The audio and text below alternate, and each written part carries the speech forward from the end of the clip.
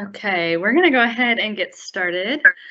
Good morning, and thank you all for joining our discussion. My name is Corinne Miller. I'm the Director of Planning, Art, and Activation for the Golden Triangle Business Improvement District. First, I'd like to thank the U.S. Chamber, along with our other Grow Golden partners who helped make our program a success. That's the Department of Small and Local Business Development, M&T Bank, and also the DC Chamber of Commerce. For those of you who may not know, the Golden Triangle Bids Grow Golden program aims to support small businesses through a competitive retail and restaurant pop-up program. Grow Golden connects selected entrepreneurs, including makers, restaurateurs, and creatives in the DC area, with building owners to fill high-profile ground floor spaces in the Golden Triangle.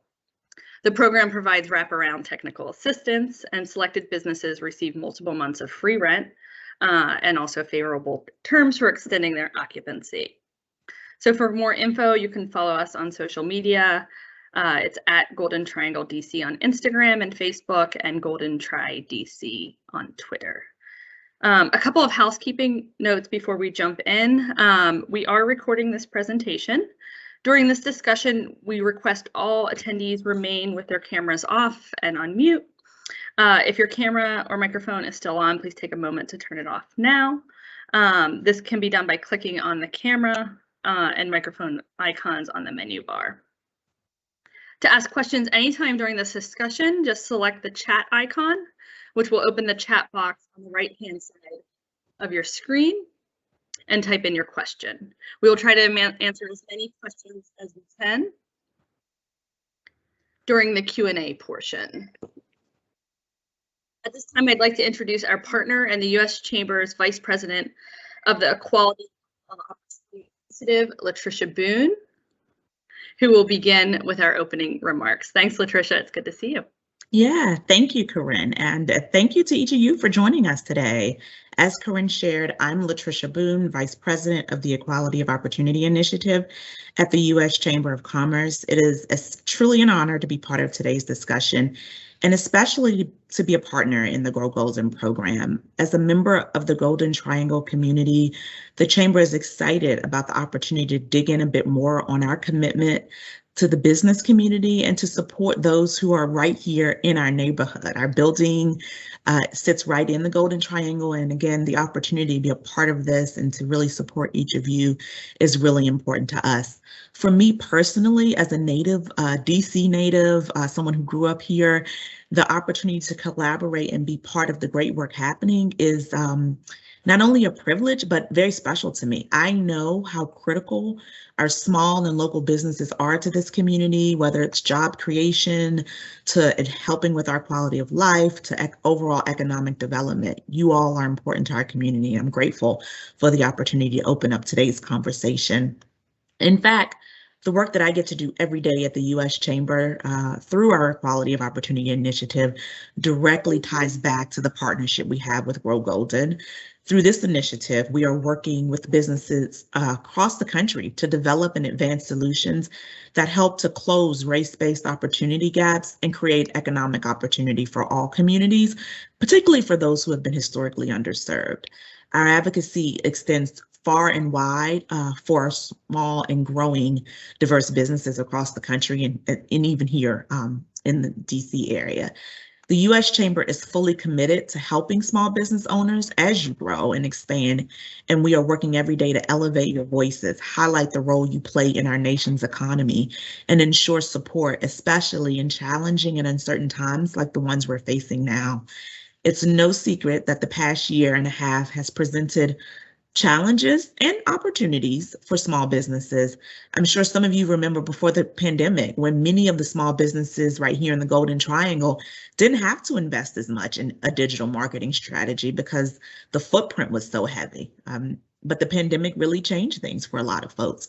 And over the last year, the Golden Triangle Bid was able to support several members in developing an online presence and a foundation for a digital strategy through the Small Business Online program, which made a big difference for many companies and small businesses. And the opportunity is that more businesses are recognizing that an investment in a comprehensive digital marketing strategy is necessary. The reality is building customer awareness and personal connections online translate into sales. So we're excited for today's conversation and the great insights you'll be able to take away as it relates to what businesses are doing to successfully leverage a digital marketing strategy. More importantly, we're excited to see how you put these takeaways into action and apply them to your own business strategy so that you can continue to grow and expand and really realize the potential that you know your business has. Thank you again for joining us today. I now want to invite my colleague, Jeanette Mulvey, to open up our discussion.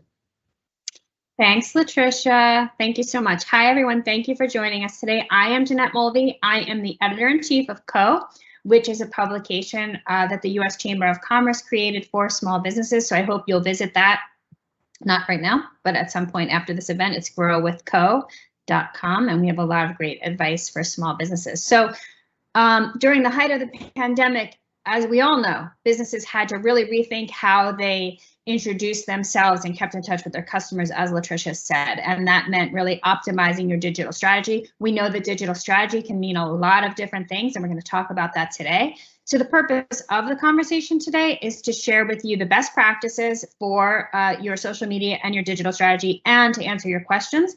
You'll be able to type your questions into the chat. So you can really do that at any point. And when I'm done with my interview with our two guests, I will go to the Q&A. So let me start so we can get some great advice from them. Today, we are joined by social media guru and digital marketing expert, Libby Rasmussen of Libby Living Colorfully on Instagram, and Rahama Wright, who is the owner of Shea Yaleen and Grow Golden business and a DC pop-up powered by Shea Yaleen, which is in the Golden Triangle bid. So welcome to both of you. Thank you for joining us. Thank you so much for having me. Yeah, thank you. So let me just I'm going to tell our audience a little about each of you because I think it's interesting to know who you're getting advice from. So Libby owns Living Colorfully Media, which is a digital media and marketing firm in Washington, D.C. And later I'll drop her website in the chat so you guys can reach out to her if you are looking to connect. She's originally from Oshkosh, Wisconsin, and attended American University and has been living colorfully in the district for the past decade. She owns her own social media firm. As I said, she also during the pandemic started a disco ball and vintage goods business. So she is a small business owner herself, and she currently has a pop-up in the Common Thread at Union Market. Rahama served in the Peace Corps before she launched Shea Yaleen, which is a DC-based social impact beauty brand, and they create pure plant-based shea butter body care products that create living wage jobs for women in Ghana. Her brand is reimagining the way that she does business to build a more equitable future for all. And her products can be found at Macy's, MGM Resorts, and some Whole Foods. So welcome to both of you. Libby, I'm going to start with you. If you're a small business, you're just getting started, what is just like the first steps to think about when you're expanding your digital footprint? Definitely. Thank you so much for the introduction. And Rahama, I'm so honored to be speaking alongside you. Congratulations on all of your ventures and the impact that you have in DC. So first steps when starting out and figuring out how you want to expand your digital footprint with your business, it can be really overwhelming, right? You're trying to figure out what the best way to expand your business, to get your message out there, to really find an audience and captivate them. And I think sometimes we start out and we think that we have to be on every single platform. So we launch a Twitter, we launch an Instagram, a Snapchat, a website, this and that. And while those things can be good, I think that it's really important to focus in on what your demographic or what your audience is going to be looking for. So in the example of many of my personal clients, I represent a lot of restaurants, food and beverage, things like that here in DC. And that is a visual, we're going to want to gravitate towards a visual platform, right? So you're going to want to tap into the senses of people that you are trying to engage with. So if you have maybe a hair salon or, again, like a small coffee shop or things like that, something where you're going to want to showcase the work that you're doing visually, starting out with Instagram is a great start. Obviously, always having a website, also a great, thing to have. making sure that people have a home base to come to get in touch with you. Social media doesn't matter if no one can get in contact with you, right? So having that starting point is really great with a website. And then, I really suggest always Instagram. Instagram is really great because you can just auto-populate the posts that you generate from Instagram to a Facebook page, to a Twitter if you choose to do that. But again, making sure that you're not overwhelming yourself, you're sticking to the platforms that you feel comfortable with. And then also, if you feel like you just don't even know where to start, reaching out to a social media professional like myself and saying, hey, I'm not getting started on this because I don't know where to start. And, someone like me can help you kind of jumpstart that. But definitely thinking about honing in on the platform specifically that you think would be best to expanding your message and your business.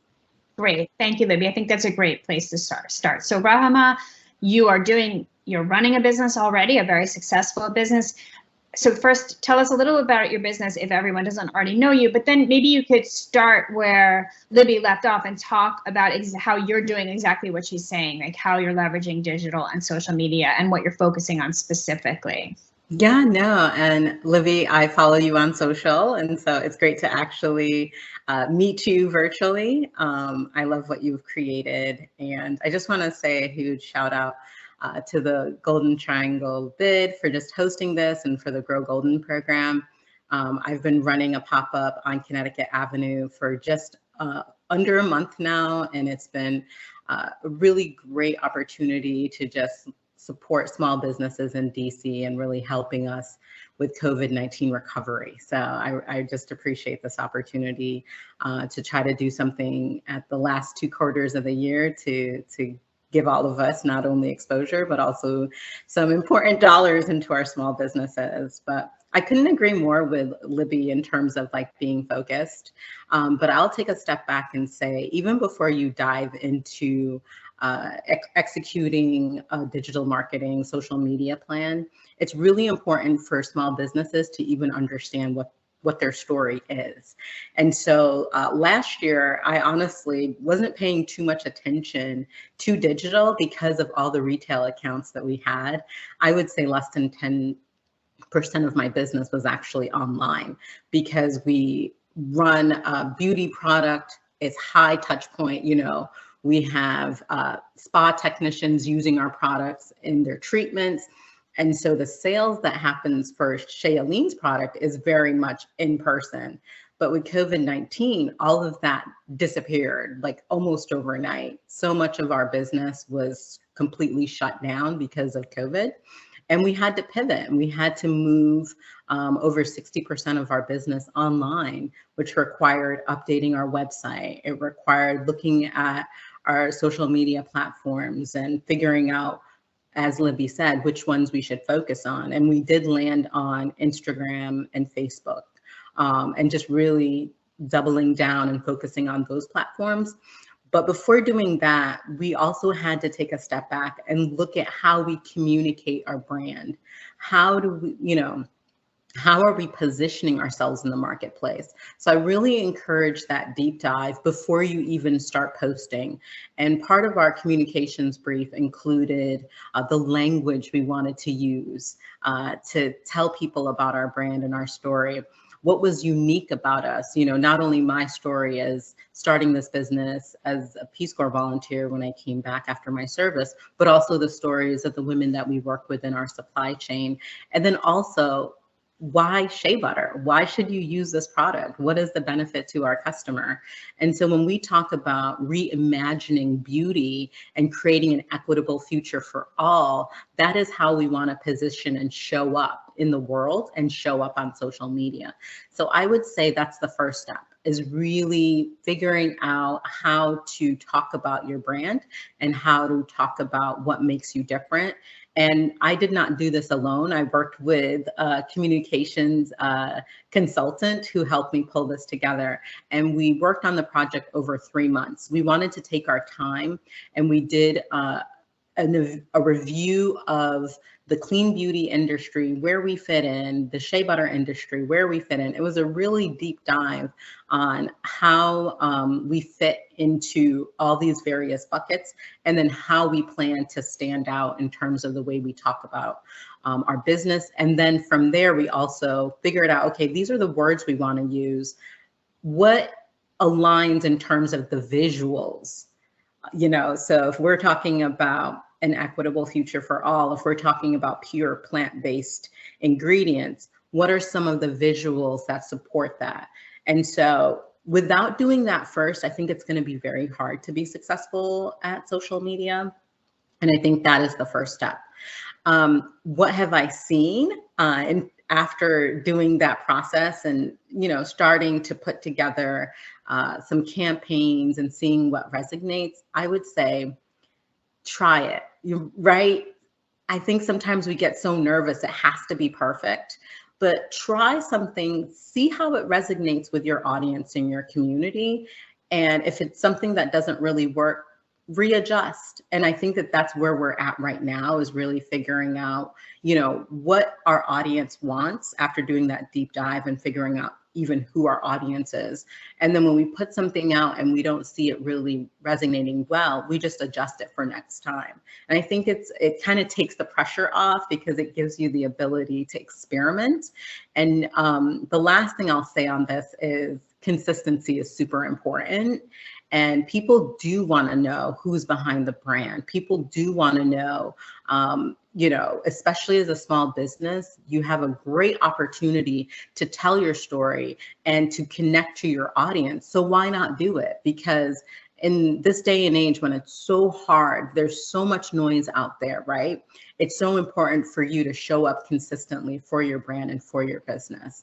And the last thing I'll say on this as well is, with the pop-ups that I do, I get a chance to connect with, you know, tons of different brands in the DC area. And I look at their social media. I go and see how they're presenting themselves. I go to their websites, and I'm really surprised at a couple of things that I notice across the board that make it very difficult for someone who's kind of just meeting your brand and getting to know your brand. One, a lot of business platforms don't have the founder or the person behind the brand on their social. And I think that is so important. Like, if you have a business, so for example, on Shaylene's page, we put founder Rahma Wright, just so people know, like, who is behind this brand. And it's shocking to me that a lot of times it's really hard to find just that basic information. A lot of people don't put it on their websites, which I can understand, but definitely having the name of the founder, the business owner, on the bio section is really important. And then if you don't have, a lot of makers don't actually have websites. Instead, they have Etsy, because it's really hard to kind of manage, right? And so I've also noticed that when I go and I look at someone's Etsy, it's never connecting. Sometimes it's rarely connecting me back to their social platforms. And so those are little really easy things that you can do to make your brand and to make the people behind your brand more accessible. That's all really good and specific advice. So I think I appreciate that, and I'm sure the audience does too. So Libby, Rahma talked about, so her business has a really interesting story. So social is perfect for her because it allows her to tell her story. And she also, though, touched on the customer. And so I wondered, Libby, if you could talk a little bit more about ways that you can use social media to really connect with and engage the customer, and also make it about the customer, because you can't always be just telling your story. You also have to be sort of telling their story. So can you talk a little bit about that, Libby?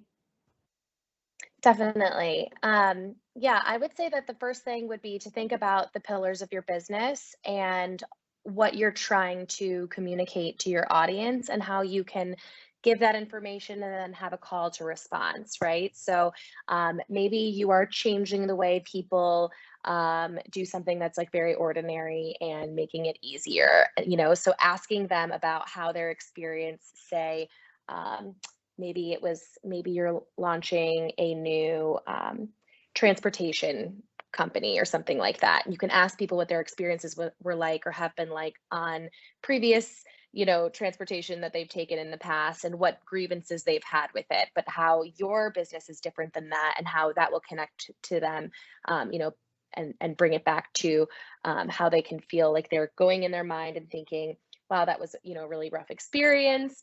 This is what they're telling me that, their businesses kind of resolving that issue. Kind of thinking about ways that you can make the customer's life easier with your product or something that you've seen faults in maybe other products or the way that things have always been done kind of thing. And I think what Rahma said was perfect, like adding some personality into your social media. If you want, if you don't want to be super brand facing, I understand it's not the easiest to go on an Instagram story and talk into the camera and share information about your brand. But, a lot of times people do really want to hear about the stories of the people that are starting these companies. And some of my favorite brands to follow are the ones where during the pandemic, they kind of hopped in when we were all on our phones at that time. And they were like, hey, I don't normally show my face on here, but I feel really compelled to like start telling you a little bit more about like, this is what, my living room looks like when I'm, fulfilling orders for you all, or this is how the kitchen looks, when we're, with the protocols that we're dealing with COVID, and kind of bringing that personality. I think that, any way that you can kind of connect your business and make it personal is so much, you're going to see a return on that, especially if you're, a magnetic person. I find that most small business owners are, right? We have to connect to people. We have to, get to know one another. And really, if you're not showcasing your products or your business, who will? So I know that it can be uncomfortable sometimes for people, but I think the thing I always challenge my clients to do is, to really advocate for their brand or their business on a personal level, because that's what, especially now, people want to hear, and they want to tap into those heartstrings. So I think like really kind of, incorporating the fundamentals of your business, but also tapping it back to how you can connect with your audience on a way that is maybe a little, less perfect, a little more raw.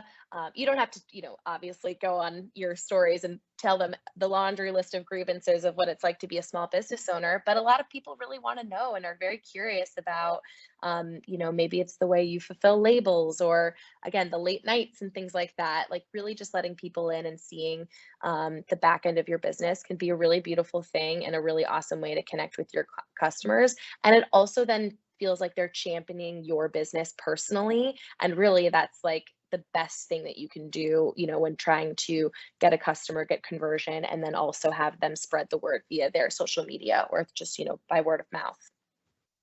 That's great. So, this takes me to a question about the difference between just posting on social media and really using social media marketing to drive sales. So Rahma, can you talk a little bit about, I think you said before that prior to the pandemic, only about 10% of your sales were online.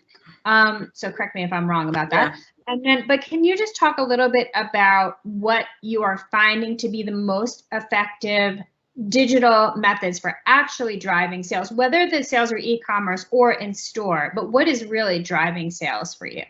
Yeah, so that connection, right? Being able to connect with your customer where they feel that they can trust you, they feel like they know who is behind the brand, and you're also meeting their needs. And I think that oftentimes we forget we're in business for our customer, right? We are here to serve our customer, and being able to very succinctly, because again, there's so many, so much noise out here, so many products, so many things to grab people's attention.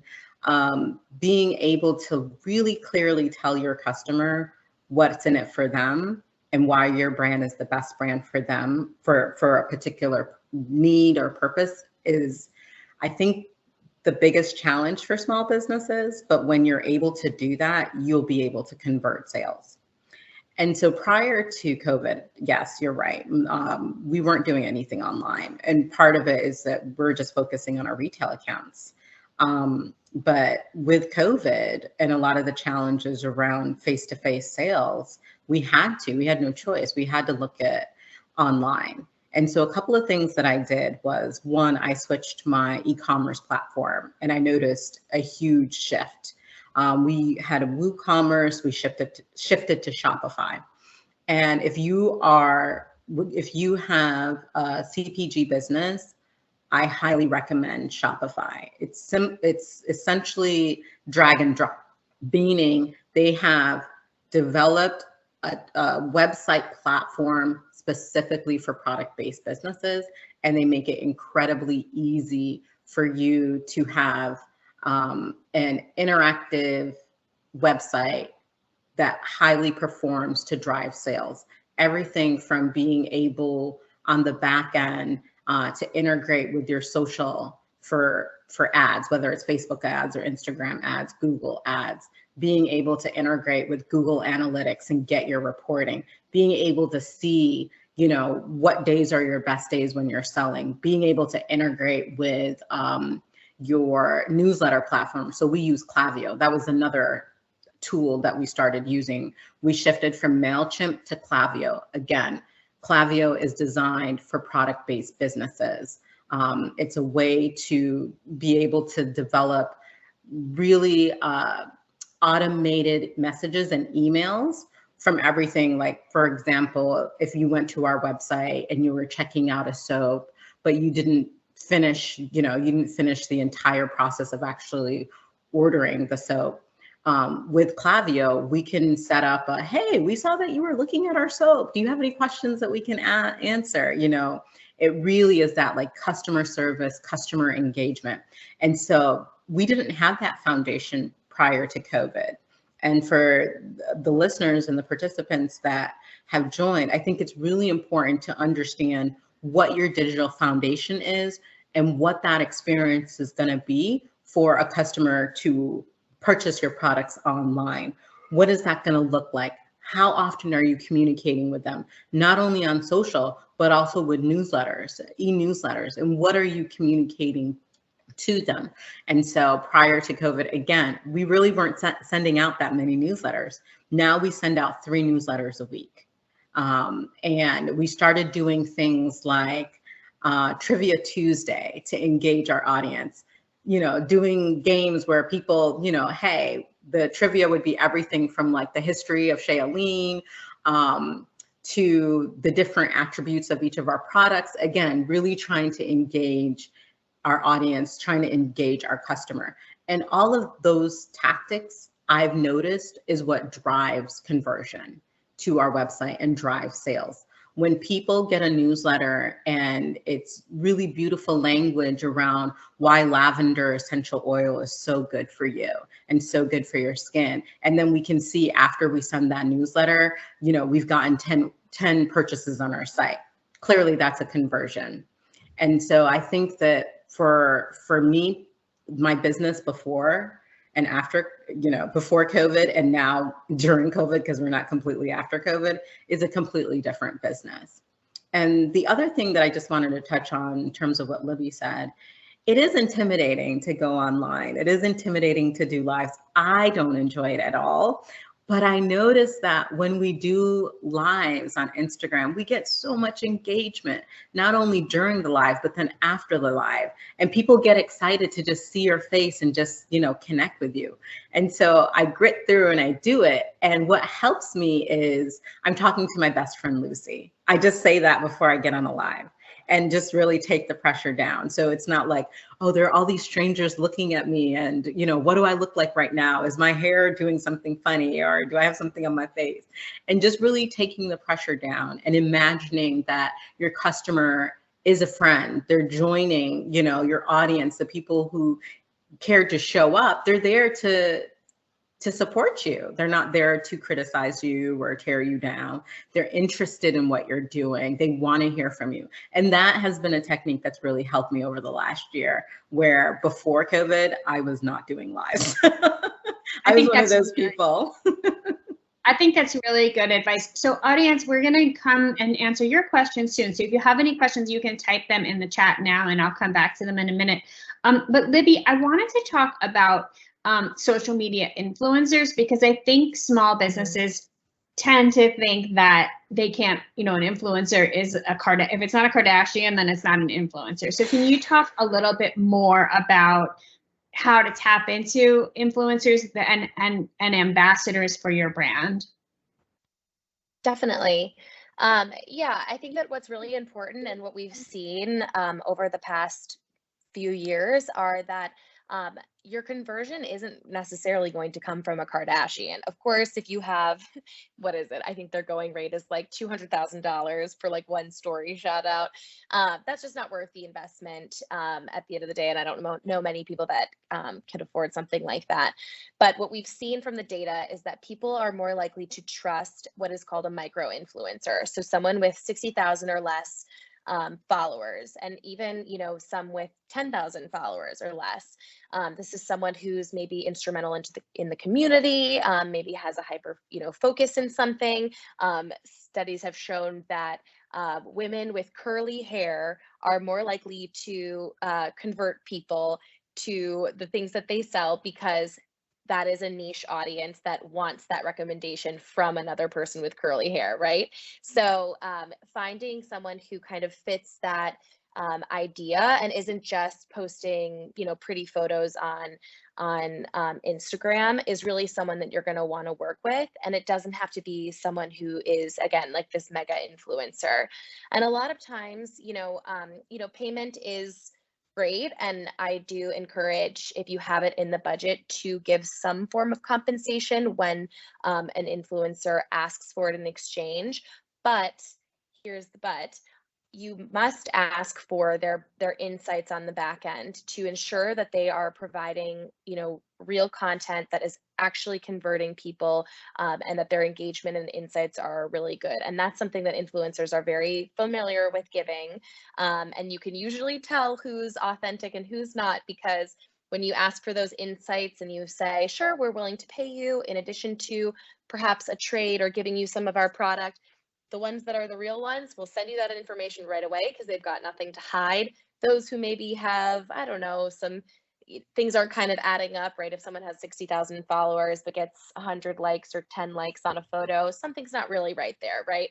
But if you ask for those insights and they provide them, you're able to see, wow, 4,000 people look at their Instagram story every day. If I were to give them some of my beauty products and ask them for a shout out, I could potentially get 200 followers or 100 followers from this conversion, and then a few sales. And many times, in exchange for products is a great way to just say to someone that you want to work with. And a lot of times, again, with these micro influencers, just shooting them a direct message with a clear message of, one, who you are and who your brand is. You're giving your name, right? Because we love that personal touch. We love knowing who we're talking to on the other end. And then you're saying, can I shoot you an email? What's the best email for you? Or you're just quickly asking them in the DM what you would want to work out with. Many times a good influencer will have their email in their bio, a way to get in touch with them, maybe on a website, their blog, that type of thing.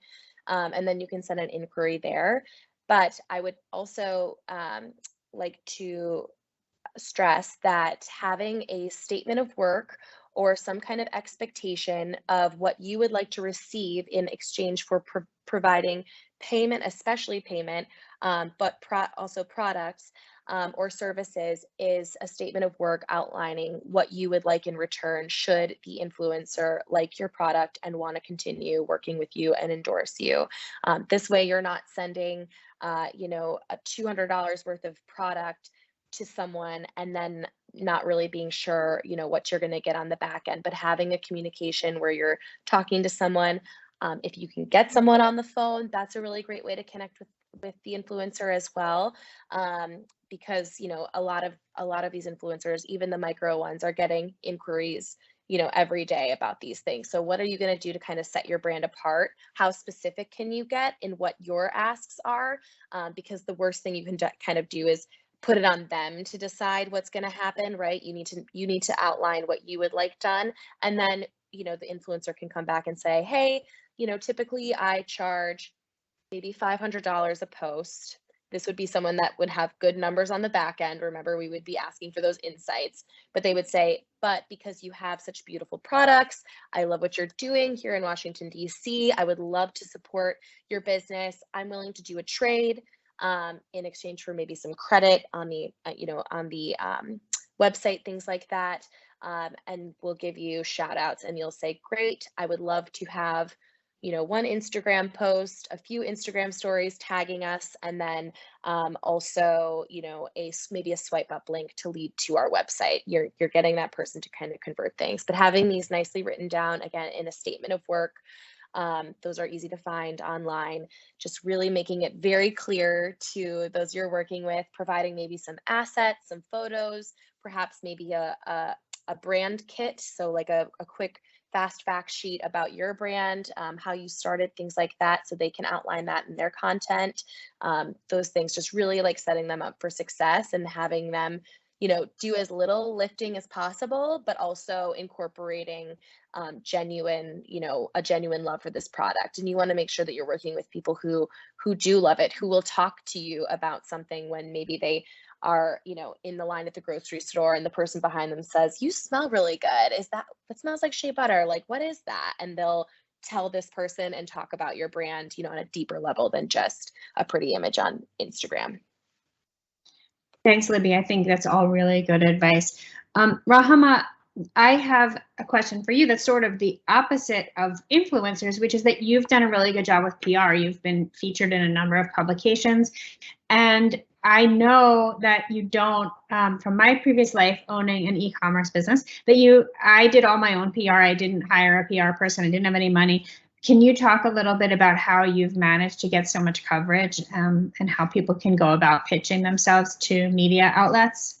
Yeah, no, that's a great question. I just want to piggyback really quickly off of what Libby said, because not only influencers, I think, are really great in terms of giving you a boost, whether it's followers or getting people to purchase your products.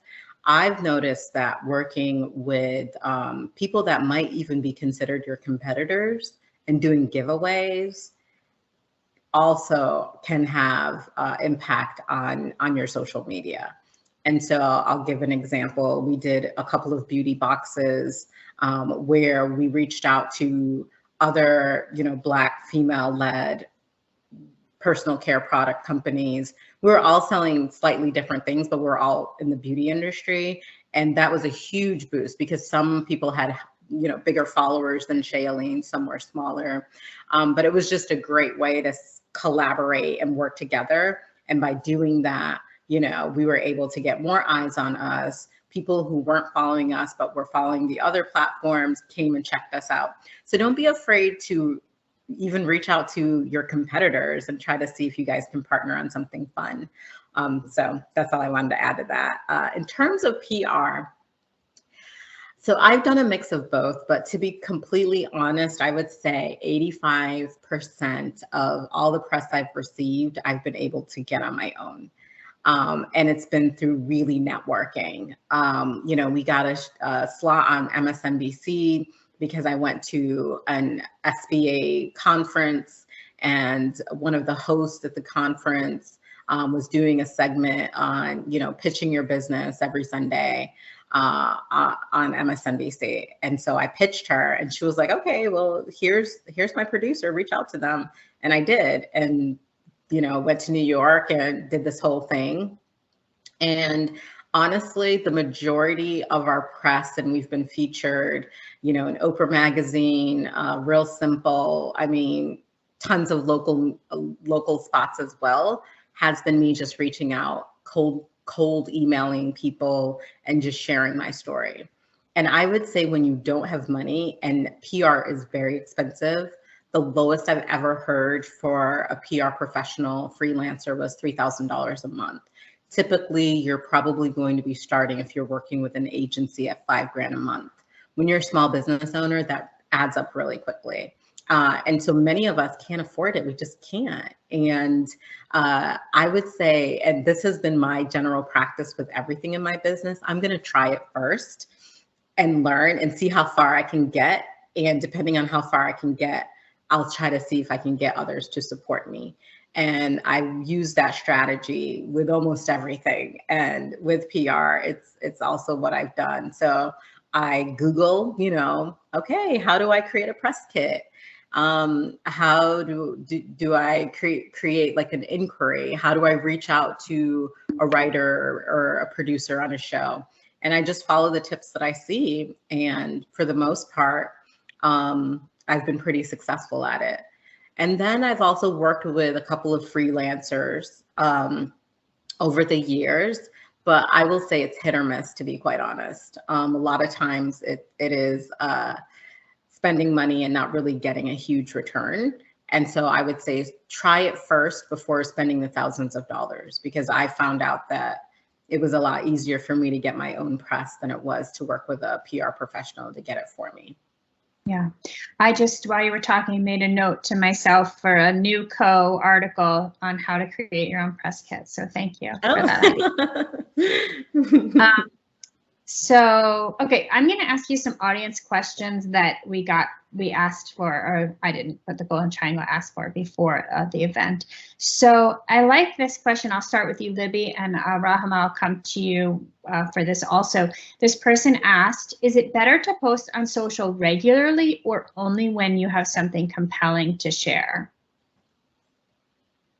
Yeah, so I would say, I mean, just consistency is key. And like Rahama said, what's great about a platform like Instagram is you have your feed, right? You have your posts that people see that live permanently on your Instagram feed that's there to, that you can post.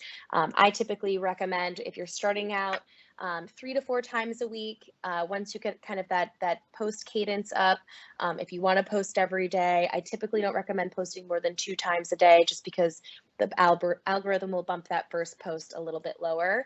But what's great about Instagram and Facebook as well is you can do Instagram stories. So Instagram stories are 15-second clips that you can record. You can upload images, you can upload videos to them. And I think of these as kind of like your Geico commercials, right? So these are great ways to kind of remind people that you're there and you're around.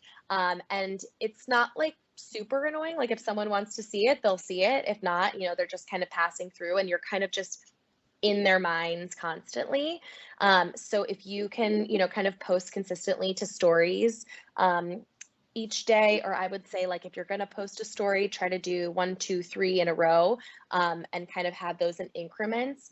If you're going like, 10 stories in a row and you're kind of doing this rambling on thing, you're going to lose people throughout those posts. So I would say trying to do like 3 post story increments at a time throughout the day. But if you only want to do 2 or 3 that day, that's great. But they're just little reminders. They're like your commercials for your business to remind people, hey, we have this sale going on. Hey, don't forget, we have an Instagram Live on Friday. We'd love for you all to tune in.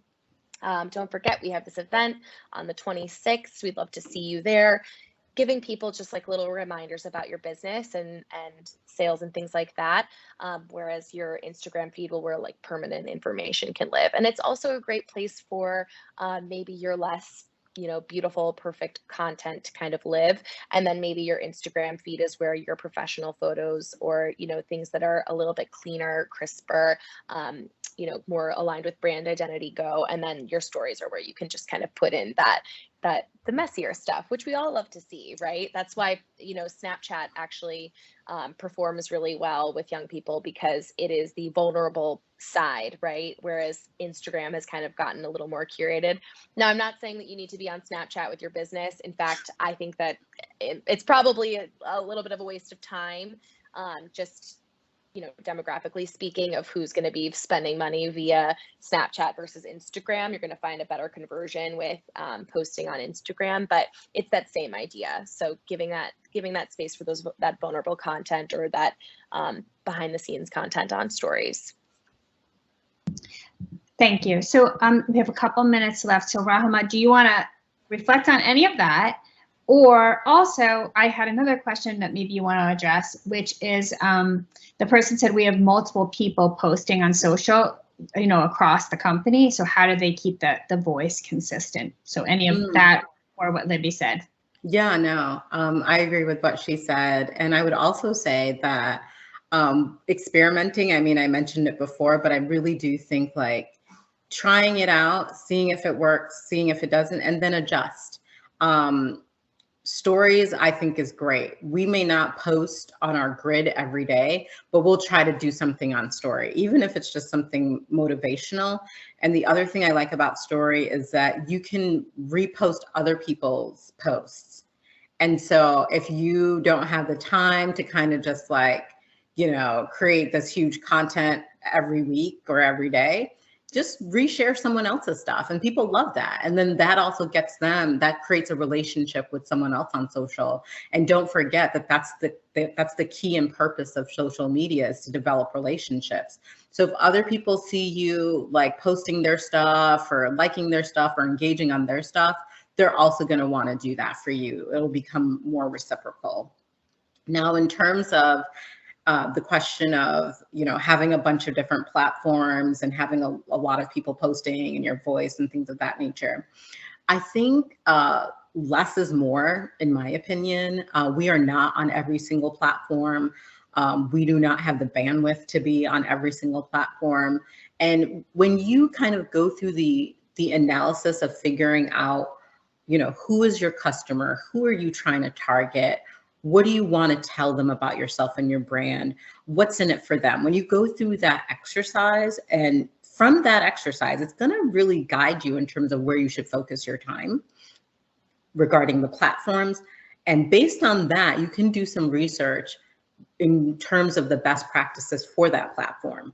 And so I think that when you go through that process and take your time and learn, and honestly, there's so many free resources online. Just spend, you know, a few hours a week going on Google, going to YouTube, even just staying on the platform and looking at the people who are on Instagram, teaching people how to use Instagram. There's so much free content out there. And then if you don't want to do that, hire Libby. You know, there are people like her who are out here who've been doing it for so many companies, and you could probably figure it out for you just like that. But I think more so than anything is really figuring out what your voice is, how you want to communicate, and then who you are targeting. And then all the puzzle pieces will fit together as you figure that out. And I think that for me, at least, has been the most important thing. And then you start getting excited, because I think the anxiety around social media is not knowing what to do and not knowing like how to do it. And part of like knowing what to do is figuring out, well, why am I here to begin with? Like, what is my why? What is my reason? And when you can articulate that very well, it makes the process so much easier. Yeah. My last question to both of you, and I ask this question as someone who has to use social media a lot for my job, which is extremely uncomfortable for me. I don't use it personally. It's very uncomfortable. And I found that I ended up getting really good at social media when I stopped trying to create a persona, right? To create some kind of cool, younger, whatever it was, persona. When I started just being myself, it really worked for me. So I want to give each of you, Libby first, and then Rahama in the next minute or so. Can you just give a little bit of advice on authenticity and how to just figure out how to be yourself and why that's important? Yeah, this is the question I get the most. And I think that it can be really tough, right? Because at the end of the day, we're all performing in our everyday lives. You know, we're kind of putting out there what we want, how we want people to perceive us. And for some reason, when people go on social media, they see it as having to be even more of a performance, right? So I think that just reminding yourself that every day you are communicating with people in a way that is inspiring to others, that you may not know it. You know, you have relationships with people, you have friends, you have family, you have people that you talk to all the time that do love to hear what you have to say. And just reminding yourself that that's key, and you already have that. I think that remembering that things that don't have to be perfect. I love that you mentioned that once you just kind of relaxed and were yourself, people really gravitated towards that. some of my favorite people to follow on Instagram are the ones that truly try the least. And it's kind of like, not in a way that is, you know, like I'm not trying type of thing, but it's like, I'm just posting, you know, like I'm just trying this and I'm giving it my best and I'm being myself. And I really think that that's, people recognize that too. And in a world where so much is, you know, not real, you know, people always say social media isn't real, and that's very true, right? You know, you can have a corner of your home look absolutely beautiful, and then the rest of it outside of the photo just be an absolute mess. That's usually what happens in my world when we're doing staging photo shoots and things like that for clients. It's like chaos. But, you know, showing people that is just like great, and showing them the messy, but also, you know, putting your best foot forward and trying to think of things and setting intention behind what you're saying. But yeah, I mean, again, some of the best people that I follow are just really being themselves and being vulnerable. If anything, this past 2 years now has made everyone just, I think, a little bit more accepting of everyone's, you know, messiness.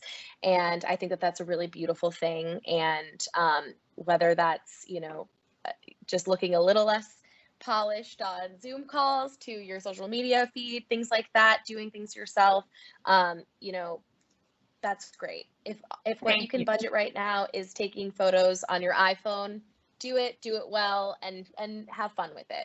Yeah. That's great advice. And Rahama, do you want to close us out with your same topic? Yeah, no, I completely agree. And I really agree that COVID-19 has really given us all permission that it's okay to struggle. It's okay that things may be falling apart right now, and it's okay to ask for help and, you know, just share like, okay, I'm really not okay right now. And I think that at least for me, I feel that because it forced all of us to just stop. And I kind of felt like we were in a collective timeout, you know, stuck in our homes and not really being out in the world. And so I think everyone, that shared experience, we could all relate to it. And I think when it comes to being authentic, I try my best to just be real and just say, you know, entrepreneurship is hard. It's not this like cakewalk. And so many people have all these misconceptions about what it is to be an entrepreneur and a small business owner. You know, some of the things I get all the time is like, oh, you get to take vacation anytime you want. I'm like, I have not had vacation in years. Or, you know, you get to work whenever you want, wake up whenever you want. And I'm like, I on average work 16 to 17-hour days every day, 7 days a week. And so I think that, you know, we have this kind of like girl boss image on Instagram that does not resonate with me, where it's like you're always looking pretty and you're in front of like flashy homes and flashy cars. And that's not me as a person. I mean, I spent my early 20s working in West Africa in a rural village. Like, you know, that's who I am, like really getting to the not so glossy parts of life, I guess. And I think that showing up and sharing that experience and kind of staying away from more of the superficialness of what entrepreneurship is on social has been my secret success, because people know, like, when I show up and when I talk about things, I am being completely honest, and I do share the difficult things and when things don't work out and when I get rejected. And I also share when, you know, something does work out and I get a win. And I think that balance of not only sharing all your wins, but also sharing the times when you don't win at something is really important. And I would say, for those of you who are still trying to figure that out, you know, what is my authentic voice, or how do I feel about sharing XYZ? I would say figure out what your boundaries are. That's first. So I don't share a lot of like personal stuff. I do share my personal journey as an entrepreneur, but I don't necessarily share like personal things in my life. And I think that's okay. That's a boundary that I have for myself. And the other thing is, how do you feel? Like, aside from like just being nervous about being on social media, like if you present something and it makes you feel icky or it doesn't make you feel good, like in your gut and in your heart, that's not your authentic self, and that's not your authentic voice. And I think like doing those two things is really important to figuring that out. That's great. And that is the perfect place to end it. So I want to thank you all. This was really, really good advice. So thank you, Libby, and thank you, Rahama. I put links to both of your websites in the chat. Thank you to everyone who joined us today. It was really great. And I'm going to pass it to Corinne, who is going to close us out. Jeanette, thank you so much for moderating this great discussion. I also want to thank Libby and Rahama for just being so generous with your expertise and also for being so thoughtful and also honest throughout. Also want to thank everyone for joining. We have a lot of small business owners who joined the call. We know you are so busy, so we appreciate you spending your Monday morning with us. While you're fine-tuning your digital strategies, you can follow us and our partners and our panelists on social media. So you can see the slide here with everyone's handles and hashtags. Before we end, I want to note that the Golden Triangle Bid will be continuing its series of technical assistance webinars. So watch for more information on a financial expertise program in the coming weeks. In the meantime, keep supporting your fellow small businesses. Many of you have faced similar challenges over the last year and a half, and I know everyone is looking for better days ahead. Thank you again for joining us, and enjoy the rest of your day.